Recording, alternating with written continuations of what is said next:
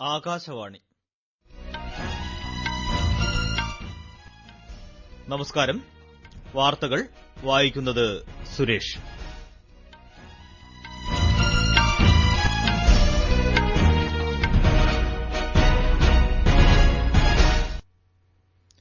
പ്രധാന വാർത്തകൾ. കർഷകക്ഷേമം സർക്കാരിന്റെ പ്രഥമ പരിഗണനയെന്ന് പ്രധാനമന്ത്രി നരേന്ദ്രമോദി. കേരളത്തിൽ തദ്ദേശ തെരഞ്ഞെടുപ്പ് ഫലം ഇന്നറിയാം. വോട്ടെണ്ണൽ അല്പസമയത്തിനകം ആരംഭിക്കും. രാജ്യത്ത് കോവിഡ് രോഗമുക്തി നിരക്ക് 95.12%. കേരളത്തിൽ 5218 പേർക്ക് കൂടി കോവിഡ്. കാബൂളിൽ ഡെപ്യൂട്ടി ഗവർണർ കാർ ബോംബ് ആക്രമണത്തിൽ കൊല്ലപ്പെട്ടു. ISLൽ ഈസ്റ്റ് ബംഗാളിനെതിരെ ഹൈദരാബാദ് FCക്ക് ജയം.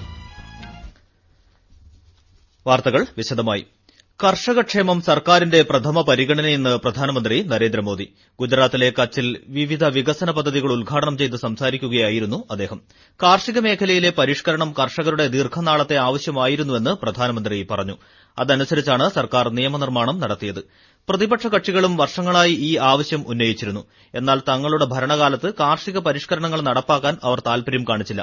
ഇപ്പോൾ പ്രതിപക്ഷം കർഷകരെ തെറ്റിദ്ധരിപ്പിക്കാൻ ശ്രമിക്കുകയാണ്. കർഷകരിൽ ആശയക്കുഴപ്പം സൃഷ്ടിക്കാനുള്ള ശ്രമം ഡൽഹിയിൽ നടക്കുന്നുണ്ട്. കർഷകരുടെ ആശങ്കകൾ അകറ്റാൻ സർക്കാർ പ്രതിജ്ഞാബദ്ധമാണ്. അതിനാവശ്യമായ നടപടികൾ കൈക്കൊള്ളുമെന്ന് പ്രധാനമന്ത്രി ഉറപ്പു നൽകി. 121 കോടി രൂപ ചെലവ് വരുന്ന പാൽ സംസ്കരണ പാക്കിംഗ് പ്ലാന്റ് ഉൾപ്പെടെ നിരവധി വികസന പദ്ധതികളുടെ നിർമ്മാണ ഉദ്ഘാടനം പ്രധാനമന്ത്രി നിർവഹിച്ചു. സമരം ചെയ്യുന്ന കർഷകരുടെ ന്യായമായ ആവശ്യങ്ങൾക്ക് പരിഹാരം കണ്ടെത്താനായി സർക്കാർ തുറന്ന ചർച്ചകൾക്ക് തയ്യാറാണെന്ന് കേന്ദ്ര കൃഷിമന്ത്രി നരേന്ദ്രസിംഗ് തോമർ വ്യക്തമാക്കി. മിനിമം താങ്ങുവില ഭരണപരമായ തീരുമാനമാണെന്നും അത് തുടരുമെന്നും ശ്രീ തോമർ അറിയിച്ചു. വിശദാംശങ്ങളുമായി ദേവിപ്രിയ. ഉത്തർപ്രദേശിൽ നിന്നുള്ള ഭാരതീയ കിസാൻ യൂണിയൻ അംഗങ്ങളുമായി കേന്ദ്ര കൃഷിമന്ത്രി ഇന്നലെ ചർച്ച നടത്തിയിരുന്നു.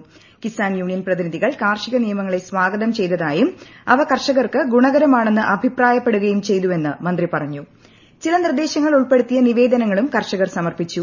ഈ ബില്ലുകൾ കർഷകർക്ക് ഗുണകരമാണെന്നും അവ ഒരു കാരണവശാലും പിൻവലിക്കില്ലെന്നും ശ്രീ തോമർ മാധ്യമങ്ങളെ അറിയിച്ചു. തർക്കങ്ങൾക്കായി സിവിൽ കോടതിയെ സമീപിക്കാനുള്ള സാഹചര്യമുണ്ടാകണമെന്ന് കർഷക പ്രതിനിധികൾ യോഗത്തിൽ അറിയിച്ചു.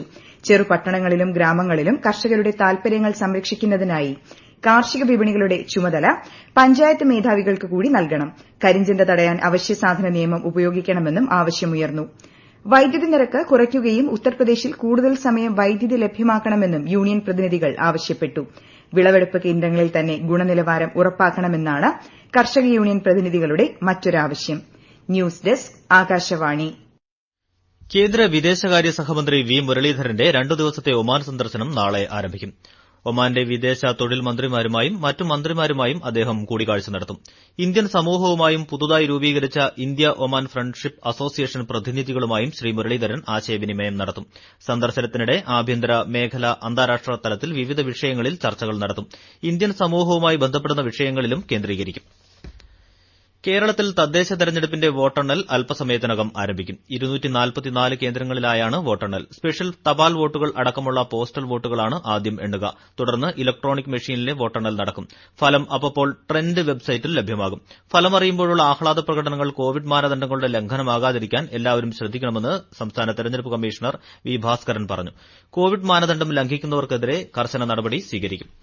സംസ്ഥാനത്ത് ആകെ 941 ഗ്രാമപഞ്ചായത്തുകളിലേക്കും 152 ബ്ലോക്ക് പഞ്ചായത്തുകളിലേക്കും 14 ജില്ലാ പഞ്ചായത്തുകളിലേക്കും 3 ഘട്ടമായാണ് വോട്ടെടുപ്പ് നടന്നത്.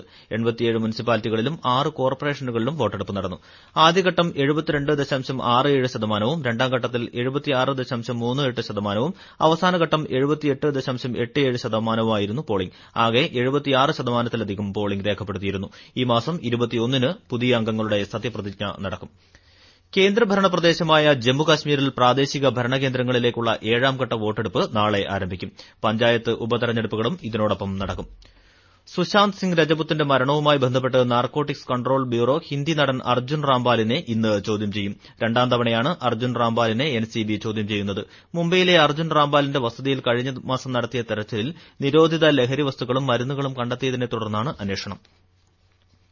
ഇന്ത്യ പാക് യുദ്ധം വിജയിച്ചതിന്റെ 50ാം വാർഷിക ആഘോഷങ്ങൾക്ക് തുടക്കം കുറിച്ച് പ്രധാനമന്ത്രി നരേന്ദ്രമോദി ഇന്ന് സ്വർണിം വിജയ് ദീപശിഖ തെളിയിക്കും. 1971 ഡിസംബറിലാണ് ഇന്ത്യൻ സൈന്യം പാകിസ്ഥാൻ സൈന്യത്തെ പരാജയപ്പെടുത്തി നിർണായകമായ ചരിത്ര വിജയം കൈവരിച്ചത്. രാജ്യത്തിന്റെ വിവിധ ഭാഗങ്ങളിൽ അനുസ്മരണ പരിപാടികൾ സംഘടിപ്പിച്ചിട്ടുണ്ടെന്ന് രാജ്യരക്ഷാ മന്ത്രാലയം അറിയിച്ചു. ദേശീയ യുദ്ധ സ്മാരകത്തിൽ 4 ദീപശിഖകൾ തെളിയിക്കും. ഈ വാർത്തകൾ ആകാശവാണിയിൽ നിന്ന്. കൊറോണ ആശങ്കയല്ല, ജാഗ്രതയാണ് വേണ്ടത്. കേന്ദ്ര ആരോഗ്യ മന്ത്രാലയം പുറപ്പെടുവിക്കുന്ന നിർദ്ദേശങ്ങൾ. ജനങ്ങൾ കൂട്ടം കൂടുന്നത് ഒഴിവാക്കുക. ഇടയ്ക്കിടെ കൈകൾ സോപ്പും വെള്ളവും ഉപയോഗിച്ചോ സാനിറ്റൈസർ ഉപയോഗിച്ചോ വൃത്തിയാക്കുക. നിർബന്ധമായും മാസ്ക് ധരിക്കുക. പനിയോ ചുമയോ ശ്വാസതടസ്സമോ തുടരുന്ന സാഹചര്യത്തിൽ വൈദ്യസഹായം തേടുക. കൊറോണയെ സംബന്ധിച്ച വിവരങ്ങൾക്ക് ആരോഗ്യ മന്ത്രാലയത്തിന്റെ 1075 ലും ദിശയുടെ 1056 ലും ബന്ധപ്പെടാം. രാജ്യത്തെ കോവിഡ് രോഗമുക്തി നിരക്ക് 95.12%. കഴിഞ്ഞ 24 മണിക്കൂറിനിടെ 34,477 പേർ കോവിഡ് രോഗമുക്തരായി. 94,22,000 പേർ ഇതുവരെ രോഗമുക്തി നേടിയതായി ആരോഗ്യ മന്ത്രാലയം അറിയിച്ചു. രാജ്യത്ത് 3,40,000 പേർ ചികിത്സയിൽ കഴിയുന്നു. കേരളത്തിൽ ഇന്നലെ 5,218 പേർക്ക് കോവിഡ് സ്ഥിരീകരിച്ചു. ആകെ 56,453 സാമ്പിളുകളാണ് പരിശോധിച്ചത്. സംസ്ഥാനത്തെ കോവിഡ് സ്ഥിരീകരണ നിരക്ക് 9.24 ആണ്. 5,066 പേർ രോഗമുക്തരായി. 33 മരണങ്ങൾ കൂടി കോവിഡ് മൂലമാണെന്ന് സ്ഥിരീകരിച്ചു. 57,757 രോഗികളാണ് സംസ്ഥാനത്ത് ചികിത്സയിലുള്ളത്. 100-ലധികം വിദ്യാർത്ഥികൾക്കും ഉദ്യോഗസ്ഥർക്കും കോവിഡ് സ്ഥിരീകരിച്ചതിനെ തുടർന്ന് മദ്രാസ് IIT താൽക്കാലികമായി അടച്ചു. കോവിഡ് മാനദണ്ഡം പാലിക്കുന്നതിൽ ജനങ്ങൾക്ക് ജാഗ്രത കുറവ് പാടില്ലെന്ന് തമിഴ്നാട് ആരോഗ്യ പ്രിൻസിപ്പൽ സെക്രട്ടറി പറഞ്ഞു. മുഖാവരണം ധരിക്കുന്നതിലും സാമൂഹ്യ അകലം പാലിക്കുന്നതിലും വീഴ്ച വരുത്തിയതുമൂലമാണ് മദ്രാസ് IITയിൽ രോഗവ്യാപനം വർദ്ധിക്കാനിടയായതെന്നും അദ്ദേഹം വ്യക്തമാക്കി. തമിഴ്നാട്ടിൽ ആകെ കോവിഡ് ബാധിതരുടെ എണ്ണം 10,000-ൽ താഴെയായി. 9,951 പേർ മാത്രമാണ് നിലവിൽ ചികിത്സയിലുള്ളത്. ചെന്നൈയിൽ 359 പേർക്ക് കൂടി ഇന്നലെ രോഗം സ്ഥിരീകരിച്ചു. 1,210 പേർ രോഗമുക്തരാവുകയും 10 പേർ മരിക്കുകയും ചെയ്തു. 65,000-ലധികം പേരാണ് തമിഴ്നാട്ടിൽ ഇന്നലെ കോവിഡ് പരിശോധനകൾക്ക് വിധേയരായത്. മഹാരാഷ്ട്രയിൽ കോവിഡ് പരിശോധനയുടെ നിരക്ക് വീണ്ടും കുറച്ചതായി ആരോഗ്യമന്ത്രി രാജേഷ് ടോപ്പെ അറിയിച്ചു. 980-ൽ നിന്നും 700 രൂപയായി ചാർജ് കുറച്ചതായി അദ്ദേഹം നിയമസഭയെ അറിയിച്ചു. 6ാം തവണയാണ് നിരക്കിൽ ഇളവ് വരുത്തുന്നത്. 80% കോവിഡ് രോഗികളെയും സർക്കാർ ആശുപത്രിയിൽ സൌജന്യമായാണ് ചികിത്സിക്കുന്നതെന്നും അദ്ദേഹം അറിയിച്ചു. ലോകത്ത് ആകെ കോവിഡ് ബാധിതരുടെ എണ്ണം 7,37,00,000 കവിഞ്ഞു. 2 കോടിയിലധികം പേരാണ് നിലവിൽ ചികിത്സയിലുള്ളത്. 16 ലക്ഷത്തിലധികം പേർ കോവിഡ് മൂലം മരിച്ചു. ഏറ്റവുമധികം രോഗബാധിതരുള്ള അമേരിക്കയിൽ 68 ലക്ഷത്തിലധികം പേരാണ് ചികിത്സയിലുള്ളത്. എസ്വാറ്റിനി പ്രധാനമന്ത്രി അംബ്രോസ് ലാമിനിയുടെ നിര്യാണത്തിൽ പ്രധാനമന്ത്രി നരേന്ദ്രമോദി അനുശോചനം രേഖപ്പെടുത്തി. കോവിഡ് ബാധ മൂലമാണ് അന്ത്യം. ഇന്ത്യൻ ജനതയുടെ പ്രാർത്ഥനകൾ എസ്വാറ്റിനി സർക്കാരിനോടും ജനങ്ങളോടൊപ്പവും ഉണ്ടാകുമെന്ന് ശ്രീ മോദി ട്വിറ്റർ സന്ദേശത്തിൽ അറിയിച്ചു. അഫ്ഗാൻ തലസ്ഥാനമായ കാബൂളിലെ ഡെപ്യൂട്ടി ഗവർണർ മഹബുല്ല മൊഹേബി ഇന്നലെ കാർ ബോംബ് ആക്രമണത്തിൽ കൊല്ലപ്പെട്ടു.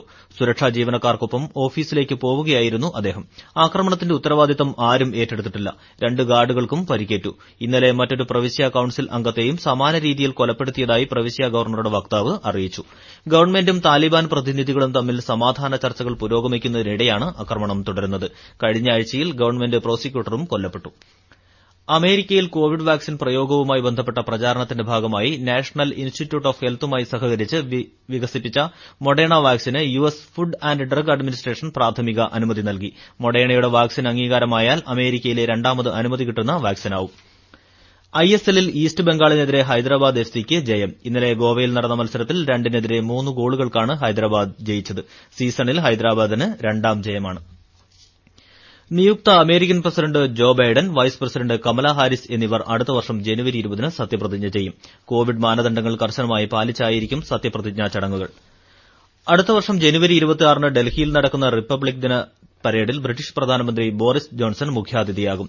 ഇന്ത്യയുടെ ക്ഷണം ബോറിസ് ജോൺസൺ സ്വീകരിച്ചതായി വിദേശകാര്യമന്ത്രി S ജയശങ്കറിനെ ബ്രിട്ടീഷ് വിദേശകാര്യ സെക്രട്ടറി അറിയിച്ചു. കേരളത്തിൽ ഇന്ന് ഒറ്റപ്പെട്ടയിടങ്ങളിൽ ശക്തമായ മഴയ്ക്ക് സാധ്യതയുണ്ടെന്ന് കാലാവസ്ഥാ നിരീക്ഷണ കേന്ദ്രം അറിയിച്ചു. നാളെ മലപ്പുറം, കോഴിക്കോട്, വയനാട് ജില്ലകളിൽ അതിശക്തമായ മഴയുണ്ടാകുമെന്നും മുന്നറിയിപ്പുണ്ട്. പ്രധാന വാർത്തകൾ ഒരിക്കൽ കൂടി. കർഷകക്ഷേമം സർക്കാരിന്റെ പ്രഥമ പരിഗണനയെന്ന് പ്രധാനമന്ത്രി നരേന്ദ്രമോദി. കേരളത്തിൽ തദ്ദേശ തെരഞ്ഞെടുപ്പ് ഫലം ഇന്നറിയാം. വോട്ടെണ്ണൽ അല്പസമയത്തിനകം ആരംഭിക്കും. രാജ്യത്ത് കോവിഡ് രോഗമുക്തി നിരക്ക് 95.12%. കേരളത്തിൽ 5,218 പേർക്ക് കൂടി കോവിഡ്. കാബൂളിൽ ഡെപ്യൂട്ടി ഗവർണർ കാർ ബോംബ് ആക്രമണത്തിൽ കൊല്ലപ്പെട്ടു.